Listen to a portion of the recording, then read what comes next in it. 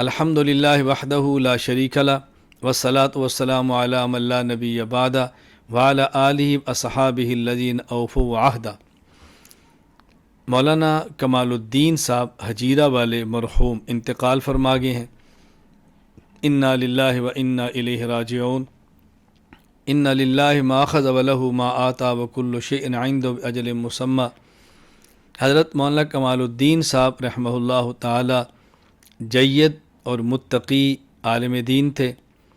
جامع مسجد حجیرہ آزاد کشمیر کے وہ خطیب تھے، اپنے ادارے کے محتمم تھے، جمعیت علماء اسلام آزاد کشمیر کے رہنما تھے اور علماء حق کے ساتھ محبت کرنے والے، مسلک کی خدمت کرنے والے جید عالم دین تھے۔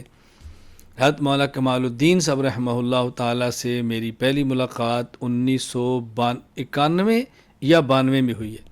میرا حضرت سے بہت قدیم تعلق ہے۔ جب بھی راولہ کوٹ ان کے علاقے میں جانا ہوا، خصوصاً حجیرہ، تو میں ان کے ہاں ضرور گیا، ملاقات بھی کی، ان کے ہاں جمعہ بھی پڑھایا، ایک مرتبہ ان کے ہاں بیانات کا موقع ملا، مدرسے میں بچوں سے بات کرنے کا، بچے چھوٹے تھے ان سے بات بھی کرتا رہا۔ مولانا کمال الدین صاحب رحمہ اللہ بہت ملن ساز انسان تھے، بہت خدمات ہیں ان کی، بہت بڑی قربانیاں ہیں۔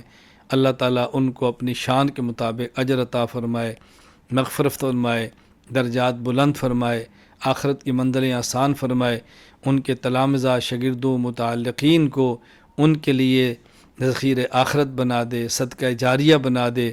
اللہ تعالیٰ ہم سب کو اپنے علماء کرام کی خدمات کا شکریہ ادا کرنے کی، خدمات کو خراج تحسین کہنے کی اور ان کی خدمات کی قدر کرنے کی توفیق عطا فرمائے۔ میں اس موقع پر طلباء کرام سے اور علماء کرام سے گزارش کروں گا، ہر علاقے میں جب عالم جائے تو جانے کے بعد ہمیں مزید پختہ عزم کرنا ہے۔ ہم ان کے لگائے ہوئے بوٹے کی آبیاری کریں گے، مدرسے کو سنواریں گے، مسجد کو آباد رکھیں گے۔ جو ان کے متعلقین ان کی زندگی میں ان کے ساتھ کسی بھی قسم کا تعاون کرتے تھے، ان کی وفات کے بعد ان کے ادارے اور مسجد کے ساتھ ان کو اپنے اس تعاون کو بڑھانا چاہیے، ختم نہیں کرنا چاہیے، صرف جاری نہیں رکھنا چاہیے بلکہ بڑھانا چاہیے، تاکہ ان کے جانے کے بعد بھی اس ادارے کی نشو و نما ہوتی رہے۔ اللہ تعالیٰ ہم سب کو مقبول دین کی خدمت کے لیے قبول فرما لے۔ وآخر دعوانا الحمدللہ رب العالمین۔